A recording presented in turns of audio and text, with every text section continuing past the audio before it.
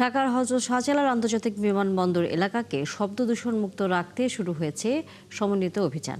এলাকাটি নীরব জোন হিসেবে কার্যকর করতে মাঠে নেমেছে প্রশাসন। রবিবার অভিযানে অংশ নিয়ে পরিবেশ উপদেষ্টা সৈয়দা রেজওয়ানা হাসান জানান, আইন মানতে মানুষকে সচেতন হতে হবে। জানাচ্ছেন মুহাইমিনুল খান অপু। ব্যস্ততম এলাকা হযরত শাহজালাল আন্তর্জাতিক বিমানবন্দর। এই এলাকায় হর্ন বাজানো এখন নিষিদ্ধ। রবিবার বিমানবন্দর এলাকায় অযথা হর্ন বাজানো নিরুৎসাহিতকরণ কর্মসূচি পালন করা হয়। শুধু সচেতন নয়, আইনও প্রয়োগ করে প্রশাসন।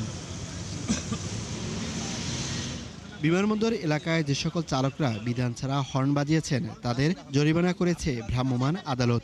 সেই সাথে অনেককে সচেতন করা হয়েছে। সচেতন হওয়া উচিত, প্রত্যেকেরই আইন কানুন মেনে চলা উচিত।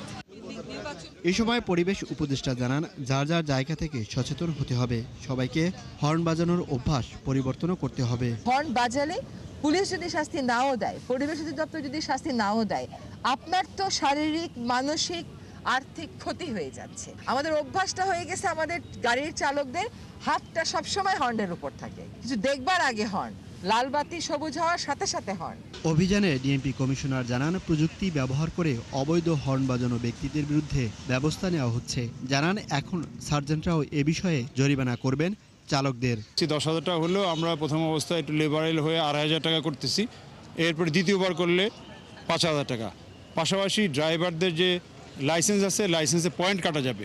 এই নির্দিষ্ট পয়েন্ট বারবার বাজালে বারবার পয়েন্ট কাটা যাবে। পয়েন্ট কাটালে ড্রাইভারদের লাইসেন্স একসময় বাতিল হয়ে যাবে। উত্তর সিটি কর্পোরেশন ও সিভিল এভিয়েশনের পক্ষ থেকেও জানানো হয়, কেবল শাস্তি সীমাবদ্ধ না থেকে সচেতন করা হবে মানুষকে। মুহাইমিনুল খান অপু, 71, ঢাকা।